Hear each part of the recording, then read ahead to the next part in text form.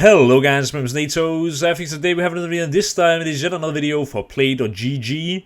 Today we'll be taking a look at what is an entry-fragger, what separates a top-tier entry-fragger from a lower-tier entry-fragger, and then at the end we're going to be taking a look at the demo of config from Astralis. I'll be kind of going into detail with what he's doing so well and how Astralis sort of play the role of an entry-fragger. It's not like Astralis is a team that plays the entry-frag in a completely different way, but there will be some rounds that you will be watching where if you're not too familiar with sort of high-tier competitive play, you haven't watched too much, it might surprise you how the role of entry-fragging actually moves even in the middle of rounds. But more on that later. Let's keep it simple, straight and right off the bat, straight off the bat. Let's go into the first point on my agenda, which is just what is an entry-fragger? Now, if you don't know what an entry-fragger is, an entry-fragger is the sort of point man. It's the guy who goes first into the bomb site. So in an ideal sort of dream scenario, the entry-fragger will be the guy who is going in front. His job is to go in and try to kill, obviously, which would be amazing. If your entry-fragger can go in and kill one or two guys, it's almost surely a round win. But he does have other roles, and that's where you kind of have to add on to the fact that an entry-fragger is a super simplified version. He has to run in and just try to do his best. But when you want to be better at Counter-Strike, or anything in general, you have to look at it from a deeper perspective. You need to go a few levels deeper. Just saying an entry-fragger has to run in and kill is hard to sort of quantify. So we need to understand how an entry-fragger gets his kills, and also if there's anything else that he can do. Anything else, if you're, for example, an entry-fragger yourself and you want to get better at the role of entry-fragging, watching this video should hopefully help you. But we'll keep it simple at the beginning, and then we'll slowly ramp it up. So that's a little bit on what is an entry-fragger. Now, as I mentioned, an entry-fragger, let's say, on Inferno, he will probably from his teammates or himself will go and smoke CT and then get a flash over the side and stuff like that. He will go in and he will try to kill. Of course, he's the first guy in, so hopefully the CTs, if everything goes well, will be blind.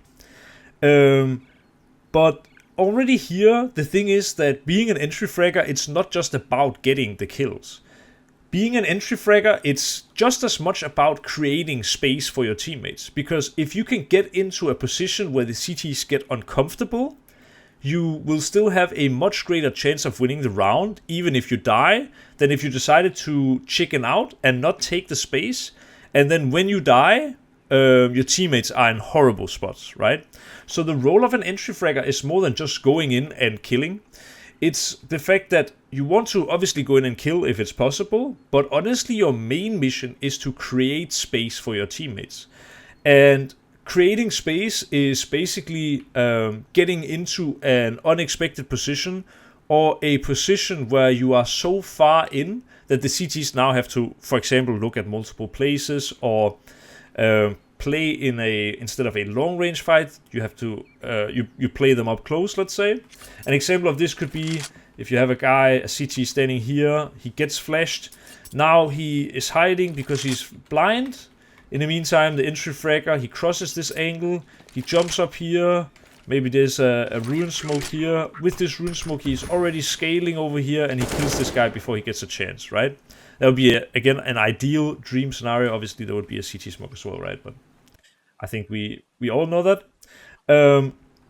But honestly, what a entry-fragger also can do very well, even without getting the kills, is creating the space for teammates. So let's say the same scenario, you have a CT smoke, you have a coil smoke, you get a flash over, your entry-fragger is going in, he's getting into this position, and when he's here, he dies, but his teammate behind him kills the guy who kills him.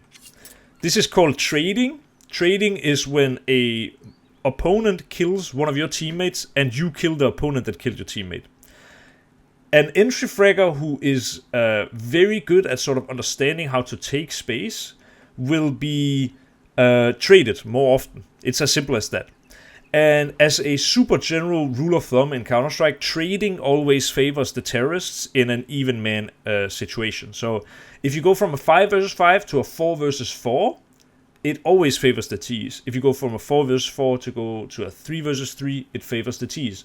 Why is that? To touch on it very briefly, CTs need 5 guys to cover the whole map, right? On B you need 2 guys because defending this alone is hard. On A you need 1 guy playing long, 1 guy playing short, and 1 guy playing EPs. And as you can see, if you just take down 1 guy on A, even if you lose a guy while doing so, you're removing the EPs player, the short player, or the long player, meaning that one of these players will now have to either work double, so like the short player has to hold, let's say he goes pit, now he has to hold short and EPs, or they have to just let something open. And if you let something open, that's a gap, which is again in the favor of the Ts. When talking entry-fragging, it is, as I said, a lot about taking the space. Like, if your teammates are good at using their utility for you, and you can run very fast to some kind of spot where the CCs don't expect you, you've almost already done your spot, like your job.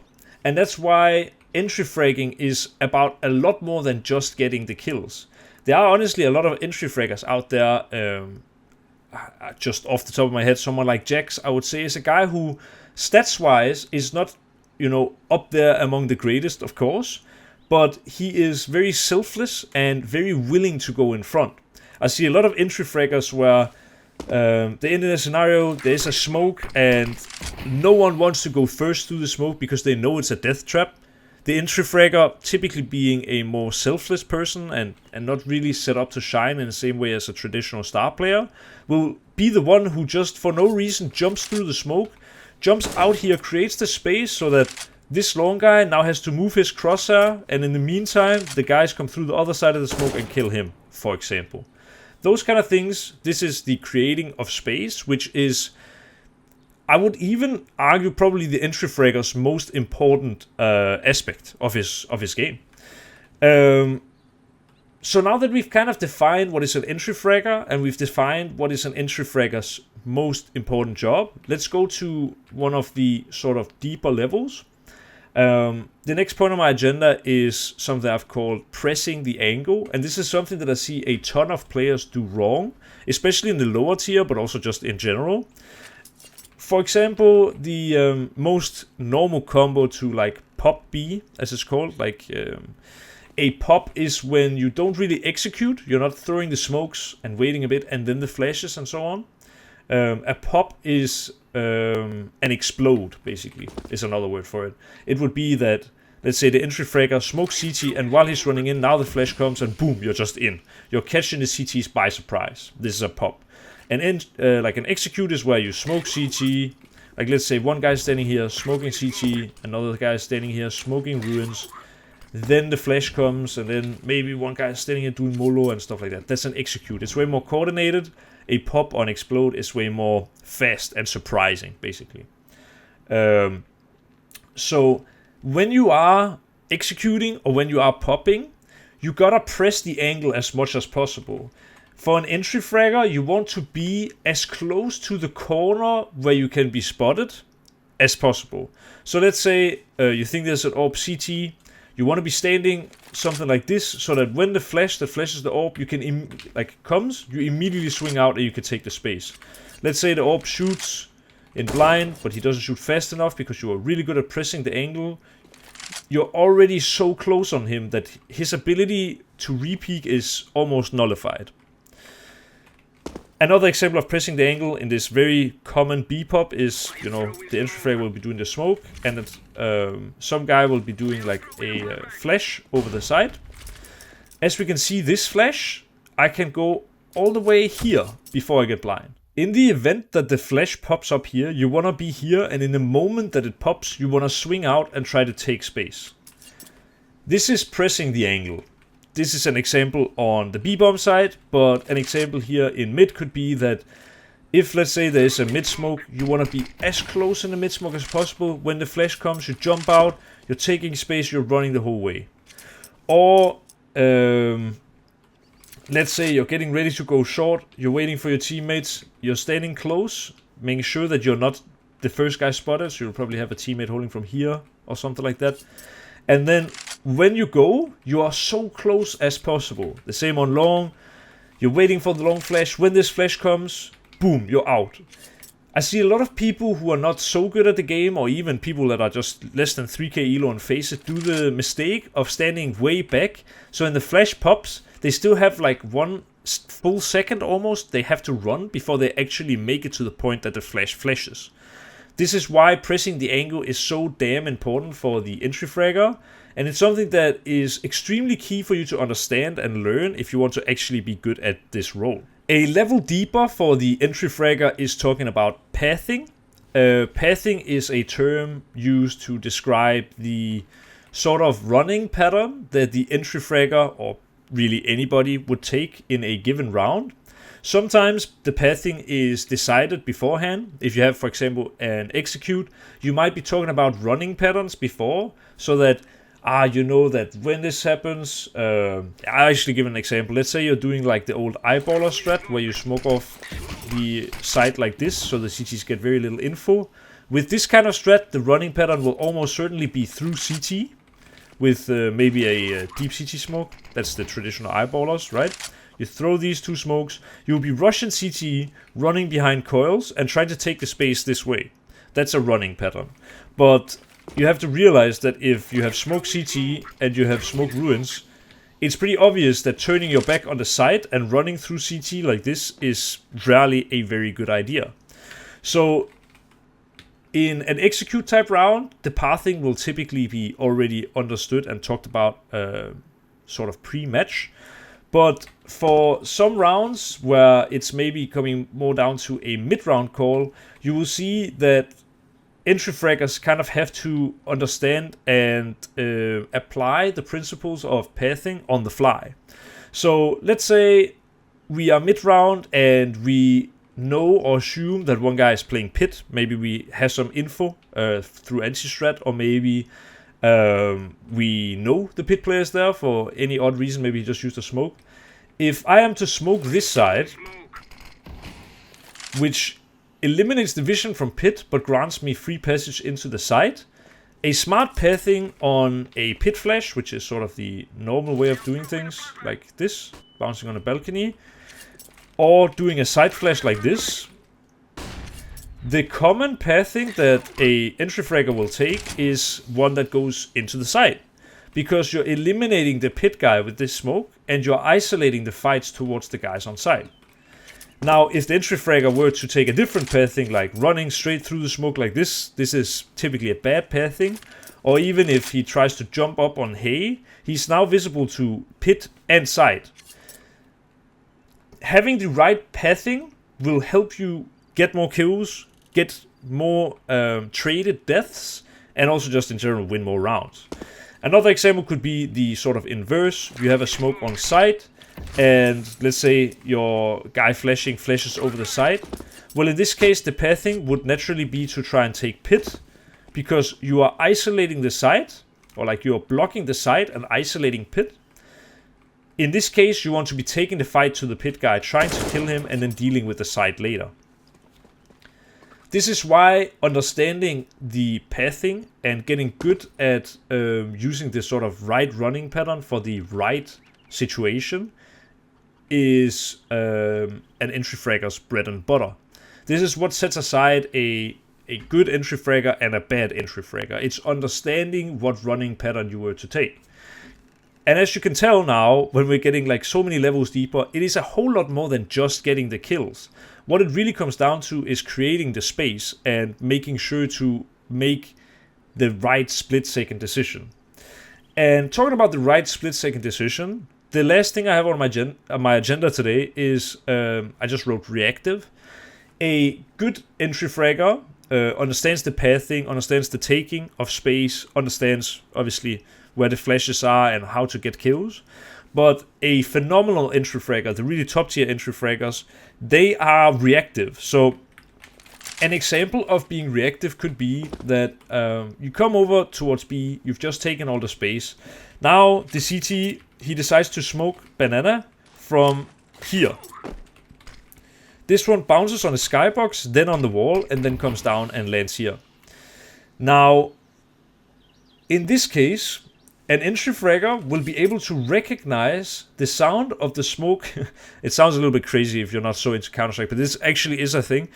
The entry-fragger will be able to notice that the smoke bounced on the invisible wall up in the sky, which we call a skybox, then on the wall, and then comes down here.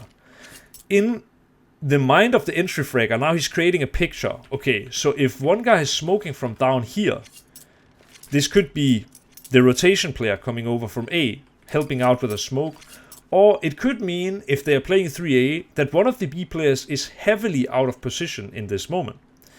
So what this could, for example, be is the entry-fragger is standing here, he has teammates ready, lined up with flashes, and they're waiting for the right opportunity. They are maybe waiting out a smoke, and in this moment, when the smoke is about to fade, they're just about to go. This smoke bounces on the skybox, then on the wall, and comes down here. And in this moment, split-second decision for the entry-fragger, he says, I want to go now, or flash. And he just runs, smokes here, presses the angle, dodges the flash, and goes in and takes the side, because he knows the guy here is alone. The rotation for B, the second man on B, smoked so far away that the entry-fragger recognizes the bigger picture. The bigger picture being, okay, if the second man on B is all the way down here, it must mean that this guy is playing alone. Or maybe the entry-fragger recognizes, okay, now we shouldn't go, because I know there's two guys playing on B right now, meaning that this is the A rotation, meaning that there are three guys playing B. Let's instead go back and hit A. Both of those things are reactive. It's info that is split second, and it is based off of a read or sort of a mental map that the entry-fragger is creating in the mid-round. And that's what a phenomenal entry-fragger does. There's so many small sound cues that can really give away a whole lot. For example, if there's a guy playing on second and he makes a step, this is a metal step. And there are only two places, two realistic places to make a metal step on the B bomb site. It's here and up boosted on triple. But boosted on triple will probably never make a step because he's mostly crouched. So, and you will also be able to tell the difference. But the point is that even such a small sound cue as that will give the entry-fragger the mental map of saying, okay, there's definitely a guy top second. So when I go into B, I'm going to be smoking CT, I'm going to go close, press the angle, dodge the flash, I'm going in, and I'm pre-aiming top second and killing this guy. This is what makes the difference between a bad entry-fragger and a top-tier entry-fragger, and I hope with the clips that we'll be seeing of Config, we'll be able to sort of highlight what a fantastic entry-fragger is, because that is honestly really what Config is. But thank you so much for watching the live segment of this video. I promised you I would show a few config clips, so here is one that kind of highlights how it sometimes is to be an entry-fragger. In this round, config gets the opening kill onto Nico when he peeks up from the car, and then immediately gets shot down through the smoke. Most of the time, the really top tier entry-fraggers are players who are naturally very aggressive. This round is an example of config being very aggressive. In this round, where he does a lurk smoke over on the B bomb site, and then he pushes the smoke out to try and get an opening kill onto Jaxi, or Jax, I actually don't really know how to pronounce the name. He's chilling here on the left side of the smoke, and when the smoke fades, Jax is gonna be flashing, config is gonna be falling back, and with this maneuver, he's put a lot of pressure on the B bomb site. Astralis are then gonna move their way over to the A bomb site, and this is an example of a round where the entry-fragger role is kind of fluid, kind of dynamic, and being passed around a little bit. In this round, NaToSaphiX is the one creating the space here on short, config is getting the trade, getting a second kill for his troubles, and even actually picks up a third and with it, the round. In round 23, config is walking out mid with no flash whatsoever. Blame, who gets a nice headshot through the wall and then a body shot onto Nico, trades out config, which is a perfect scenario as we talked about earlier.